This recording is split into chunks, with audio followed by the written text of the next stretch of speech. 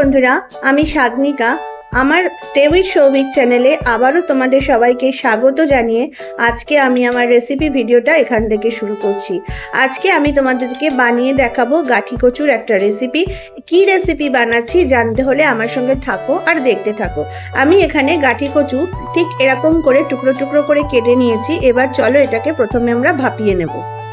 এখন আমি গাঠি কচুর রেসিপিটা বানানোর জন্য এখানে আলুটাকে ডুমো করে কেটে নিয়েছি। এবার চলো আলুটাকে ভালো করে সাঁতলে নিই। এখানে আমি তেলের মধ্যে দিয়ে দিচ্ছি কালো জিরা ফোড়নে, আর আমি রান্নাটা সর্ষের তেল দিয়ে করছি।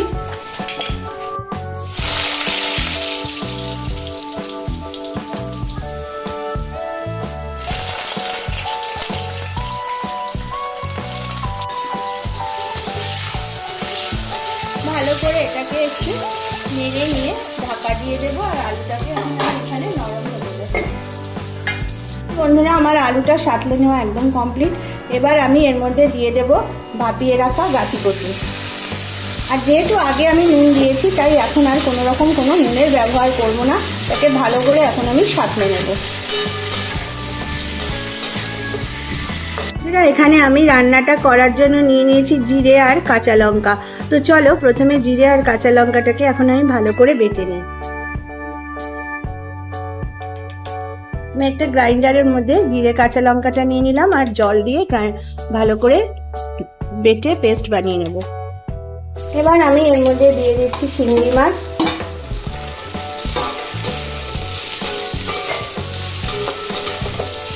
আর দিয়ে দেবো এর মধ্যে বেটে রাখা জিরে। ভালো করে জিরে বাটা আর গাঠি কচু, আলু আর চিংড়ি মাছ ভালো করে এখন আমি সাঁতলে নেব। যে গ্রাইন্ডারের মধ্যে মশলা বেটেছিলাম সেই গ্রাইন্ডার ভাটা ধোয়া জলটা এর মধ্যে আমি দিয়ে দিচ্ছি।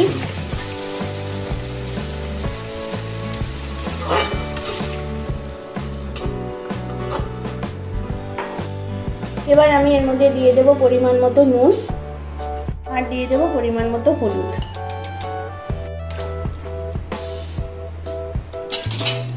এবার ভালো করে ফুটিয়ে নেব, আর ফুটে রান্নাটাকে এখন হতে দেবো। আর এই রান্নাটা করার সময় গ্যাসের ফ্লেমটাকে কিন্তু একদম হাইতে রেখেই করতে হবে।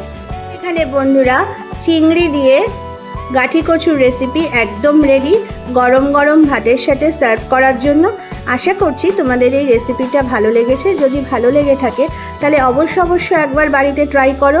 আজ এই পর্যন্তই, আসবো আবারও একটা নতুন রেসিপি ভিডিও নিয়ে। ভালো থাকো, সুস্থ থাকো, টাটা।